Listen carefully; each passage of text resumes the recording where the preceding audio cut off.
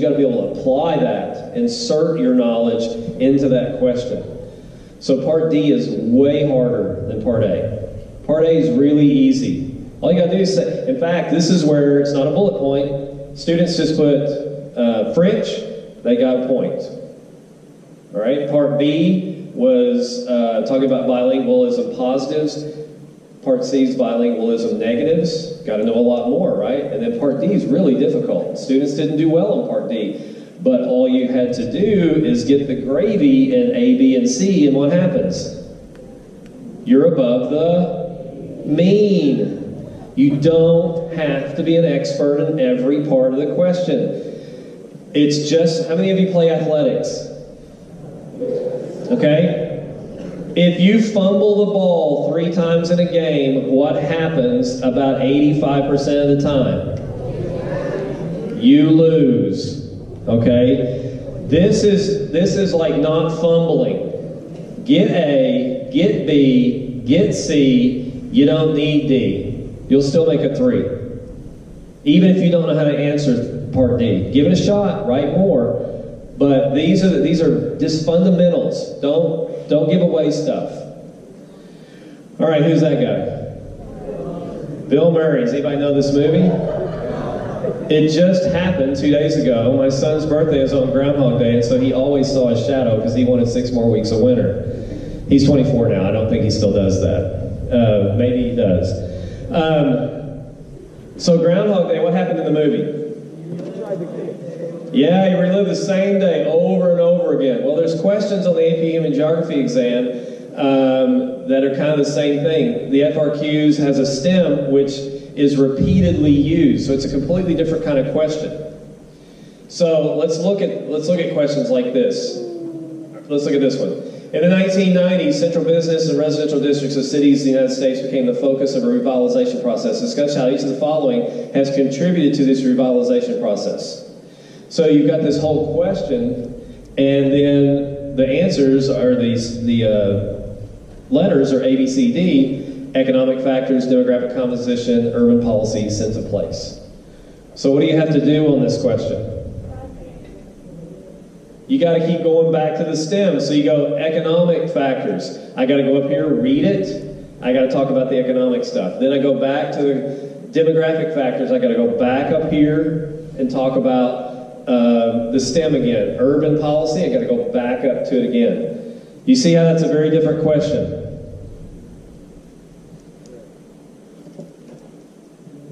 Yes, okay, all right. It's a very, very different question. This one here is very much the same way. Railroad and highway systems influence patterns of urban growth in the United States over the past 150 years. So you're going to identify and explain railroads affect the size and the way and form, and then you got to go how the interstate highway system did. So you got to go back to the stem with a little bit different information each time. These questions, you think these questions are easier or harder for students than the other one? They tend to be a little harder because they kind of pigeonhole you into something. And if you didn't study hard in your urban unit, this one could hurt you. But what can we do with that? Let's say we didn't do well in the urban part of the unit. What can we do with this question, this first one, that I've already told you? Less is more or more is more? More is more. Start answering this the best you can. You're going to stumble into some points. And if this question, if I remember correctly, this question was 8 points. We just need to try to stumble into 4. That's all we're trying to do.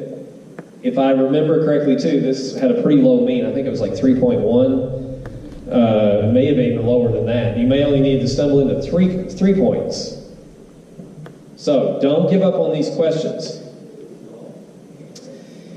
Here's another. The last kind is called a synthetic question.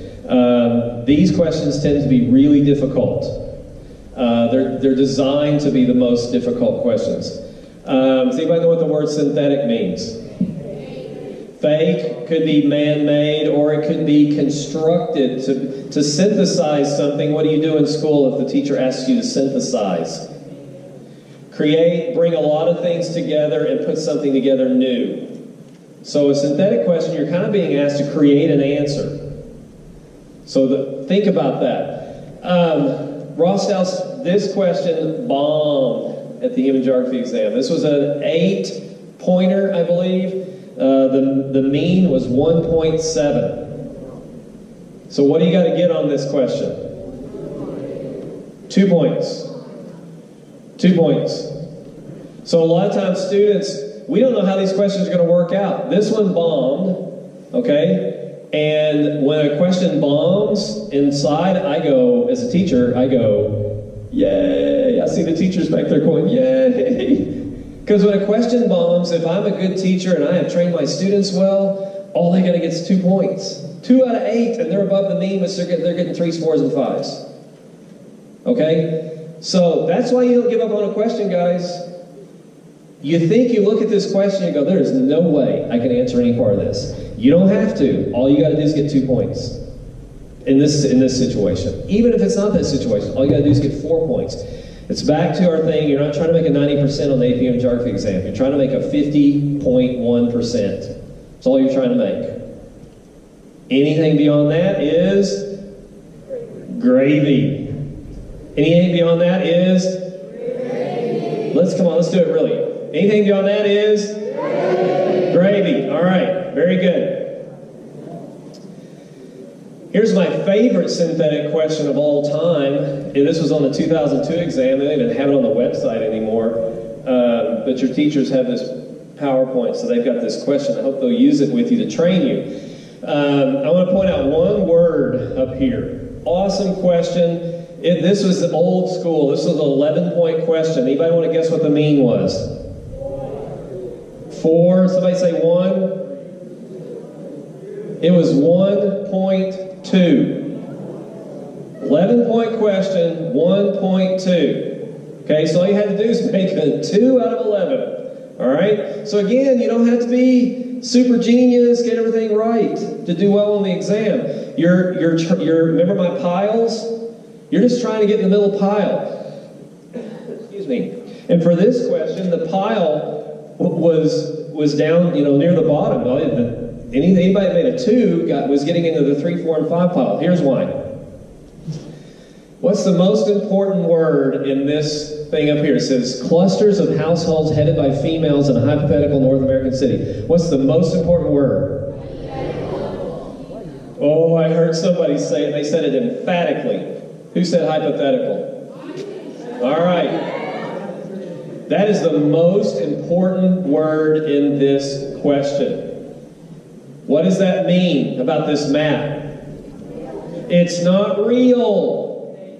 It's what we do in human geography all the time. We model. This question is asking you to model about a place.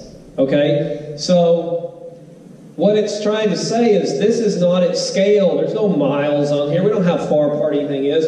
We just know that Zone X houses are here. Zone Y houses are here. There's a golf and a country club, and those two, we want to connect those together. And we want to connect Zone X with manufacturing in the Air Force Base. Okay? We want to know that the CBD's here. There's a railroad track for a reason. Not because this is a real place, because they want you to model on this stuff. Students couldn't model this stuff. We got answers like, well, the poor people in Zone X only live about 4 blocks from Zone Y, and that's just not usual. Okay? Yeah, there's times where the rich and the poor live very close together. A city like Baltimore, you see that all the time. Most places that's true.